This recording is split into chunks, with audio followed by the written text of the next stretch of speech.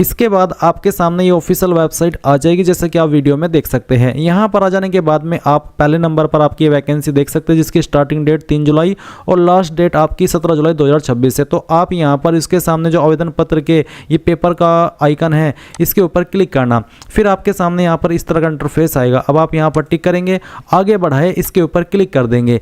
And then guys यहाँ पर इस तरह से जानकारी आएगी आपसे। यहाँ पर आपका सामान्य पंजीकरण क्रमांक मांगे और डेट ऑफ बर्थ मांगी है। बट गाइज अभी तक तो आपने रजिस्ट्रेशन किया ही नहीं। बट गाइज अगर आप पहले से रजिस्टर्ड है तो आपके पास ये ऑलरेडी होगा। आप यहाँ पर आपका सामान्य पंजीकरण क्रमांक डालना और आपकी डेट ऑफ बर्थ डालना और सत्यापित कर आगे बढ़ाए इसके ऊपर क्लिक करना।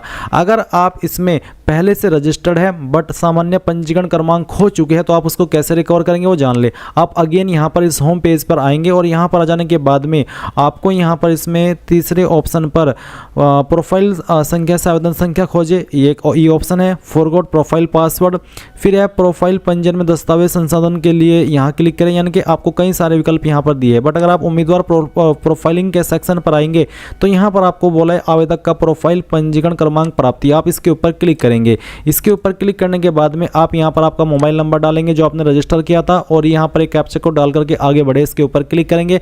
नंबर के ऊपर एक ओटीपी जाएगा। जैसे आप ओटीपी वेरीफाई कर देंगे तो आपको मैसेज के माध्यम से आपका जो सामान्य पंजीकरण क्रमांक है वो सेंड कर दिया जाएगा, जिसका इस्तेमाल करके आप यहाँ पर लॉगिन हो जाएंगे। बट गाइज अगर आप फ्रेशर है, आपने इस वेबसाइट का इस्तेमाल करके कभी पहले कोई फॉर्म भरा ही नहीं, पहली बार कोई फॉर्म भरने वाले हैं, तो ऐसे में पहले आपको इसमें अकाउंट क्रिएट करना होगा। इसके लिए आप यहाँ पर प्रोफाइल रजिस्ट्रेशन इसके ऊपर क्लिक कर देंगे। देन आपसे पूछेगा कि आपके पास पूर्व में पंजीकृत प्रोफाइल आईडी है, तो ये सवाल इनका बनता ही नहीं, क्योंकि अगर होता तो पहले से ही आप यहाँ पर अभी जैसे कि मैंने बताया लॉगिन करके अपना फॉर्म भर रहे होते, यहाँ पर आते ही नहीं। तो आप इसमें नो कर दीजिए कि नहीं है। उसके बाद आप यहाँ पर इसमें जो आपकी डिटेल्स है वो रजिस्टर करेंगे। उसके लिए आपको आपका मोबाइल नंबर डालना है जो आप रजिस्टर करना चाहते हैं एंड अपना ईमेल आईडी, और उसके बाद एक कैप्चा कोड डाल करके ओटीपी प्राप्त करें इसके ऊपर क्लिक करेंगे। देन आपके नंबर के ऊपर एक ओटीपी जाएगा।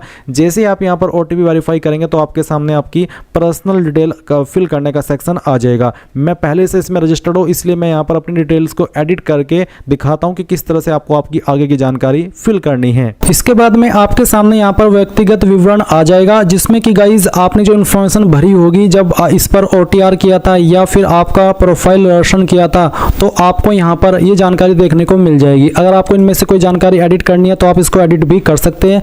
और अगर आप यहाँ पर फर्स्ट टाइम इस वेबसाइट पर अपना रजिस्ट्रेशन कर रहे हैं तो भी आपके सामने यही वाला इंटरफेस आएगा, जहाँ पर आपको आवेदक का नाम लिखना है। ये नाम आप आपका 10th के सर्टिफिकेट के अकॉर्डिंग और जो आपका आधार कार्ड है उसके अकॉर्डिंग फिल करिएगा। उसके बाद में आप यहाँ पर देखेंगे आवेदक का उपनाम, तो आपको यहाँ पर अगर आपका उपनाम न हो तो आपको NA लिखना होगा। उसके बाद आप यहाँ पर पति या पिता का नाम लिखेंगे और फिर यहाँ पर गाइज आपको माता का नाम लिखना है। उसके बाद में यहाँ पर जन्म तिथि आपको देनी होगी। जन्म तिथि आपको 10th के सर्टिफिकेट के अनुसार यहाँ पर सिलेक्ट करनी है। फिर पूछे कि आप मध्य प्रदेश के मूल निवासी है। अगर आप मूल निवासी है तो आप हाँ करेंगे, अगर आप मूल निवासी नहीं है तो आप नहीं करेंगे। उसके बाद आपका जो भी जेंडर है वो आप सिलेक्ट कर लेंगे। फिर आएगी आपकी कास्ट कैटेगरी, तो जो भी आपकी कास्ट कैटेगरी है जैसे कि जनरल, SC, ST या फिर OBC जो भी है वो आप यहाँ पर टिक कर देना। अगर आपकी कैटेगरी SC है तो भी आप इसको इस तरह से टिक कर सकते हैं। अगर आप जनरल है तो आप जनरल सेलेक्ट कर लेंगे। फिर यहाँ पर एक सवाल है कि क्या आप आर्थिक रूप से कमजोर EWS श्रेणी के अंतर्गत आते हैं। अगर आप आते हैं तो आप हाँ करेंगे, नहीं आते हैं तो आप नहीं करेंगे। फिर है उच्च शैक्षणिक योग्यता का स्तर, तो आपकी हाईएस्ट क्वालिफिकेशन कौन सी है, जो भी है वो आप सिलेक्ट कर लेना। वही वाली क्वालिफिकेशन सिलेक्ट करना जो कि आपकी कंप्लीट हो, जो अभी आप कर रहे हो वो आप सिलेक्ट ना करना। उसके बाद में आपसे पूछा निवास का क्षेत्र ग्रामीण या फिर शहरी, जो भी है वो आप टिक कर देना। फिर आएगा दिव्यांगता का विवरण, तो यहाँ पर बोला कि क्या आवेदक निःशक्तजन दिव्यांग है, न्यूनतम 40% या फिर उससे ज़्यादा। अगर हाँ तो हाँ, अगर नहीं तो आप नहीं करेंगे। फिर उसके बाद नीचे आप देखेंगे वैवाहिक विवरण, इसमें आपसे पूछा है कि क्या आप विवाहित है, यानी कि क्या आप मैरिड है। अगर आप मैरिड है तो आप हाँ करेंगे और हाँ करने पर आपको यहाँ पर विवाह की तिथि भी बतानी होगी। इसी के साथ गाइज यहाँ पर जीवित बच्चों की संख्या आपको बतानी होगी और साथ ही अंतिम बच्चे जुड़वा थे या फिर नहीं उसकी जानकारी भी आपको देनी होगी। बट अगर आप अनमैरिड है तो आप यहाँ पर नहीं कर देंगे। इसके बाद में यहाँ पर आता है पत्र व्यवहार के लिए वर्तमान पता, यानी कि जो आपका प्रेजेंट एड्रेस है उसकी जानकारी आप यहाँ पर फिल करेंगे। अगर आपकी जानकारी पहले से फिल है तो आप इसको यहाँ पर एडिट करना चाहे तो वो भी कर सकते हैं, जहाँ पर मकान नंबर या फिर गली मोहल्ला गांव का नाम, उसके बाद में क्षेत्र, कॉलोनी, शहर, तहसील, या उसके बाद में आपका राज्य सेलेक्ट करेंगे। फिर आपका जिला और उसके बाद में आपका पिन कोड, ये सब जानकारी आप यहाँ पर भर देंगे। इसके बाद आप देखेंगे नीचे संलग्न दस्तावेज, तो आपको यहाँ पर देखने को मिलेगा कि आवेदक के शरीर का स्थायी पहचान चिन्ह, आपकी बॉडी के ऊपर ऐसा निशान जिससे आपकी बॉडी की पहचान हो सकती है। ये निशान आपकी बॉडी के ऊपर कोई भी हो सकता है, जैसे कि जलने का, कटने का, फिर बर्थ मार्क, बट आपको मैं सजेस्ट करूंगा वही निशान के बारे में बताइए जो कि प्राइवेट जगह पर ना हो और पब्लिक जगह पर हो, जिसको आप दिखा भी सके टाइम आने पर। तो आप यहाँ पर उस निशान के बारे में लिख देंगे। अगर आपकी बॉडी के ऊपर ढूंढने के बाद भी कोई ऐसा निशान नहीं है तो आप यहाँ पर नो मार्क लिख सकते हैं। उसके बाद आता है परीक्षा कक्ष में प्रस्तुत किए जाने वाला फोटो युक्त पहचान पत्र, कौन सी आईडी से आप अपना वेरिफिकेशन करना चाहेंगे वो आईडी आप यहाँ पर सिलेक्ट कर ले। मैंने आधार कार्ड सेलेक्ट किया हुआ है और उसके बाद में आप यहाँ पर पहचान पत्र क्रमांक और फिर उसको दोबारा डाल करके वेरीफाई कर देंगे। इसके बाद में गाइज यहाँ पर एक लाइन है, do you want to edit change your documents, ये जो ऑप्शन है ये उनके सामने आएगा जो कि अपनी जो प्रोफाइल डिटेल है उसको एडिट कर रहे हैं। अगर आप यहाँ पर फर्स्ट टाइम रजिस्ट्रेशन करते समय फॉर्म भर रहे हैं तो आपके सामने भी सेम इंटरफेस आएगा जैसे कि आप वीडियो में देख सकते हैं, बट आपके सामने ये वाली लाइन नहीं आएगी। आप यहाँ पर डायरेक्टली घोषणा पत्र के ऊपर टिक करेंगे और उसके बाद में पंजीकरण करें इसके ऊपर क्लिक करेंगे। बट क्योंकि आप तो ऑलरेडी रजिस्टर्ड है और आपको आपका जो फोटो है या फिर जो अन्य डॉक्यूमेंट्स हैं उनको एडिट करना है तो आप यहाँ पर हाँ कर दीजिएगा और उसके बाद में पंजीकरण संशोधित करें इसके ऊपर क्लिक कीजिएगा। अब आपके सामने यहाँ पर इस तरह से इंटरफेस आएगा जैसा कि आप वीडियो में देख सकते हैं। आपको काफ़ी सारे इंस्ट्रक्शंस दिए गए हैं, ये इंस्ट्रक्शंस आपको पढ़ने हैं और इन इंस्ट्रक्शंस के अकॉर्डिंग ही आपको आपका यहाँ पर लाइव फोटो क्लिक करना है। और गाइज यहाँ पर जैसे कि आप देख पा रहे हैं इस तरह से ऑप्शन आएगा, photo capture, get photo, generate QR. अगर आप मोबाइल से फॉर्म को भर रहे हैं तो आप जनरेट क्यूआर कोड के ऊपर क्लिक करके क्यूआर कोड के माध्यम से अपने मोबाइल से फोटो क्लिक कर सकते हैं। तो चलिए मैं यहाँ पर फोटो कैप्चर कर लेता हूँ। फोटो कैप्चर करने के बाद में इस तरह से आपके सामने आपका फोटो आ जाएगा। और गाइज मैं आपको फिर से यहाँ पर रिमाइंड कराना चाहूँगा कि अगर आप फॉर्म को मोबाइल से भर रहे हैं तो आप यहाँ पर लाइव फोटो अपलोड करने के लिए ये जो जनरेट क्यूआर है इसके ऊपर क्लिक करेंगे। आपके सामने क्यूआर कोड आएगा जिसको स्कैन करके आप आपका जो फोटो है वो अपने मोबाइल से अपलोड कर सकते हैं। तो चलिए आपने यहाँ पर अपना फोटो क्लिक कर लिया, फिर आप यहाँ पर जो फोटो की लाइन लिखी है इसके ऊपर टिक कर देना।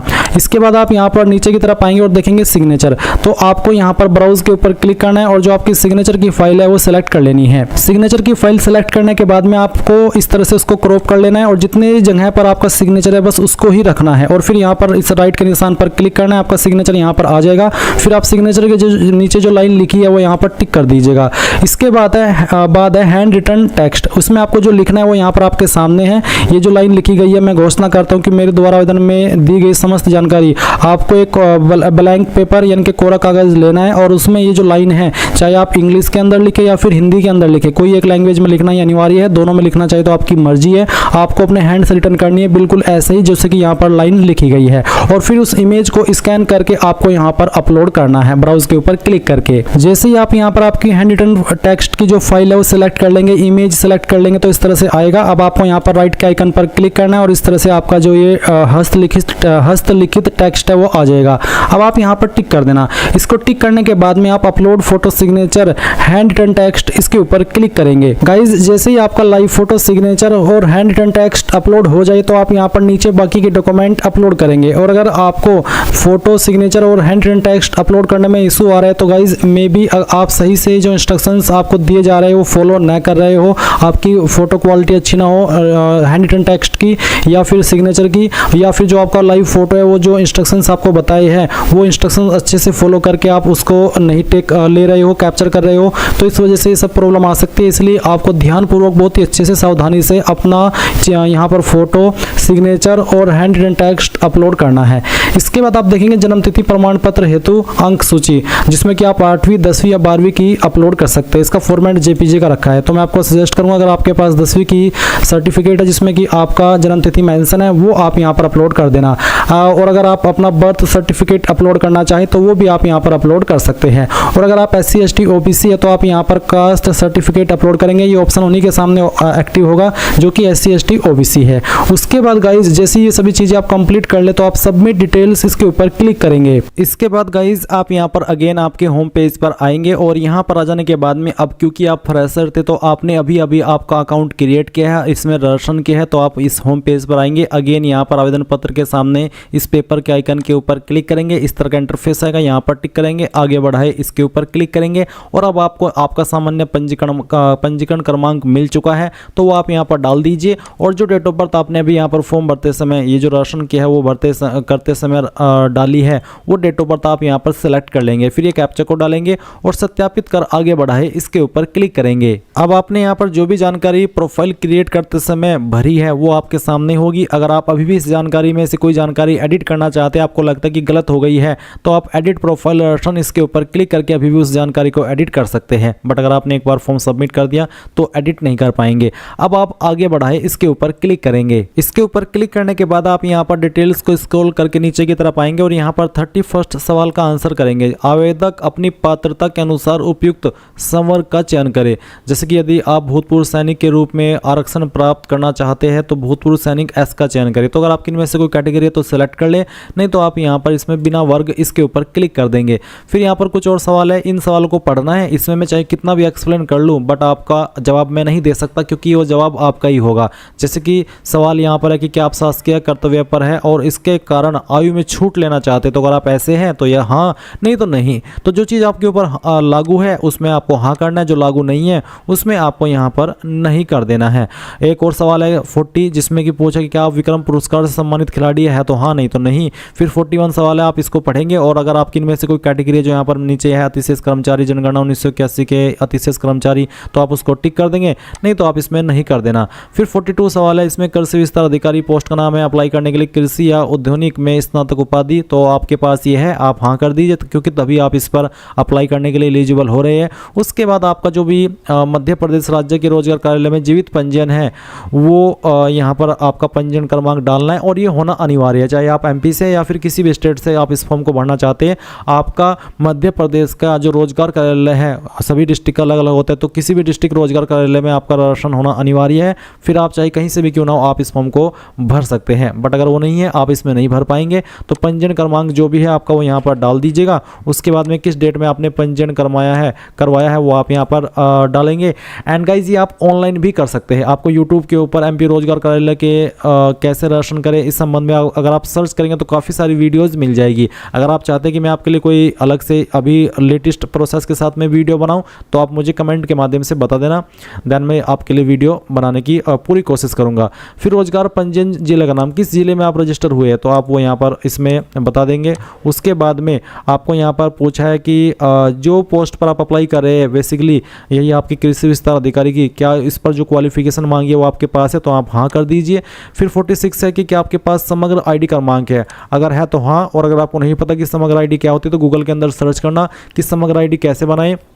2-3 मिनट की कोई वीडियो वॉच करके अपनी समग्र आईडी बना लेना अगर आपको देनी है। वैसे कंपलसरी नहीं है तो आप यहाँ पर दे दीजिए, और अगर बना करके देना चाहे तो वो भी आप यहाँ पर बना लीजिए। 2-4 मिनट के अंदर बन जाएगी, इतना कोई हार्ड प्रोसेस नहीं है। और हाँ करके उसका क्रमांक डाल देना। नहीं है तो अगर नहीं करना चाहते, आपको नहीं बढ़ना इस झंझट में, तो आप सिंपली नो कर देना, यानी कि नहीं कर देना। अब आपको एग्जाम सिटी की प्रेफरेंस देनी है, तो आपको किस को पहले नंबर प्रेफरेंस देनी है वो आपको सेलेक्ट कर लेना है। सेकंड पर आपको किसको रखना है वो सिलेक्ट करना है। थर्ड पर किसको, फोर्थ पर आपको किसको रखना है, उसके बाद में सिक्स्थ पर किसको रखना है वो आपको सेलेक्ट करना है। फिर उसके बाद में किसको रखना है वो सिलेक्ट कर लेना। मैंने यहाँ पर रतलाम कर दिया। उसके बाद में यहाँ पर फिर चलिए मैं बेसिकली ये इस तरह से 135 है और इस तरह से ये आपके सही क्रम में है। तो जिसको आपको जिस नंबर पर प्रेफरेंस देनी है वो आप सिलेक्ट करते जाएंगे। जैसे कि मैं यहाँ पर आपको सिलेक्ट करके दिखा रहा हूँ। यहाँ से हमने सीधी सिलेक्ट कर लिया, फिर यहाँ से उज्जैन, और इस तरह से आप ये सभी प्रेफरेंसेस दे देंगे। फिर आप यहाँ पर टिक करेंगे एंड उसके बाद आगे बढ़ाए इसके ऊपर क्लिक कर देंगे। अब यहाँ पर आपके सामने इसमें डॉक्यूमेंट अपलोड करने का एक सेक्शन आया है, जहाँ पर शैक्षणिक योग्यता का दस्तावेज मांगा है जिसका फॉर्मेट जेपीजी का रखा है। उसकी जो विड्थ है यानी कि जो उसकी चौड़ाई है वो 700 से 800 पिक्सल के बीच में हो, हाइट 400 से 950 पिक्सल के बीच में रहनी चाहिए। तो आप क्या करेंगे, चूज फाइल इसके ऊपर क्लिक करेंगे और जहाँ पर भी आपका इमेज है, बेसिकली जो आपका डिग्री का सर्टिफिकेट है वो आपको यहाँ पर अपलोड करना है। तो जहाँ पर भी फाइल है सेलेक्ट कीजिए, ओपन कीजिए। उसके बाद अपलोड एजुकेशन सर्टिफिकेट इसके ऊपर क्लिक कीजिए, आपकी फाइल यहाँ पर अपलोड हो जाएगी। आप इसको डाउनलोड करके व्यू भी कर सकते हैं। अब आप सबमिट डिटेल्स इसके ऊपर क्लिक करेंगे एंड देन यहाँ पर आपके सामने आपकी जानकारी आएगी इस तरह से, और आप सभी जानकारी को चेक करते हुए प्रिंट करेंगे, जो कि करना अनिवार्य, तब तक आप आगे नहीं बढ़ पाएंगे। इसके बाद आप यहाँ पर नीचे प्रोसीड टू पेमेंट इसके ऊपर क्लिक कर देंगे। और गाइज अब आप यहाँ पर देख सकते हैं पेमेंट का ऑप्शन आ चुका है। आप net banking, debit card, credit card या फिर यूपीआई, यानी कि जिस माध्यम से पे करना चाहे कर सकते हैं। अगर आप यूपीआई सेलेक्ट कर ले तो पेटीएम सेलेक्ट करके जैसे आप पेमेंट कर देंगे और वो सक्सेसफुल रहेगा तो गाइज आप अपने फॉर्म का फाइनल प्रिंट आउट ले पाएंगे। पाएंगे। एंड इस तरह से गाइज आप लोग आपका MPESB या फिर MP कृषि विस्तार अधिकारी RAEO भर्ती 2026 फॉर्म भर पाएंगे। आई होप ये प्रोसेस आपको पसंद आया होगा। कोई सवाल डाउट रह गया हो तो कमेंट के माध्यम से पूछ लेना। Thanks for watching. जय हिंद।